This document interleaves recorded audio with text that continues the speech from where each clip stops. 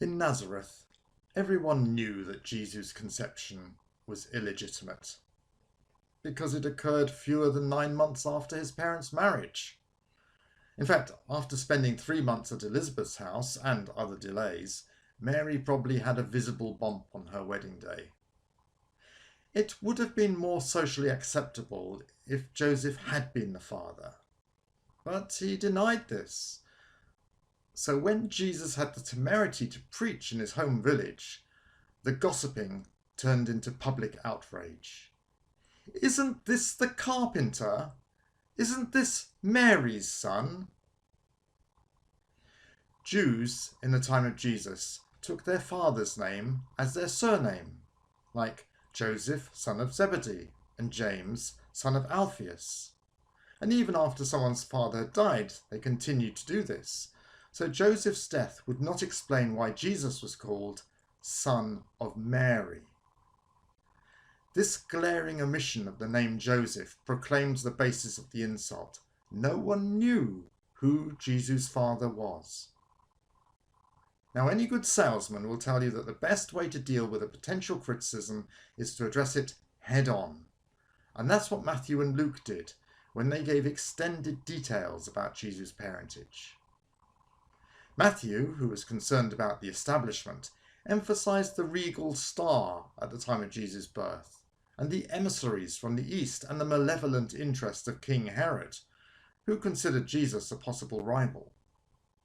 Luke, who was more interested in the humble people, concentrated on the shepherds and on the celestial choir. John couldn't ignore this well-known charge against Jesus, and in his Gospel it's answered when a heckler brought it up in John 8. The heckler called out, "Where is your father?" and then demanded, "Who are you? That is, what's your name?"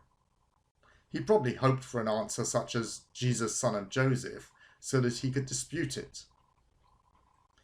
And then he says, "We are Abraham's descendants," i.e., we're good Jews. And he continues, "We are not illegitimate." Oh, at that point, you can almost hear the collective sharp intake of breath by the crowd. Modern historians are sceptical about the virgin birth.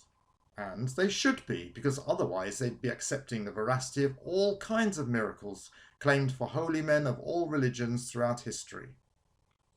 The less likely an event is, the more evidence is required to support it.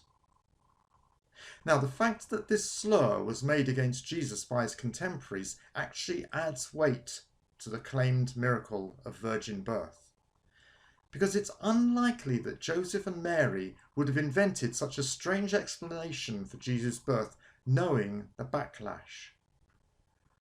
Religious leaders of the time were particularly skeptical about unprecedented miracles. Most Jews would have regarded the story of a virgin birth as unbelievable at best, and blasphemous at worst. Joseph and Mary would have attracted much less criticism if they'd said that the child was the result of rape by a Roman soldier, or due to premarital lovemaking. Conceiving a child while betrothed was viewed as unfortunate, but the child was still regarded as legitimate. Historians, therefore, have to choose between two unlikely scenarios. Either a pair of religious Jews adamantly proclaimed an extremely naive and potentially blasphemous story, or there really was a miraculous birth. This is an uncomfortable choice, except for those who don't rule out the miraculous. For Christians, the fact that Jesus was the brunt of gossips is a precious additional insight into his life of suffering. Isaiah predicted that the Messiah would be despised and rejected. When God became human, he shared all our sufferings and every aspect of our fallen humanity, so that he could represent and redeem everyone, whatever others thought of them.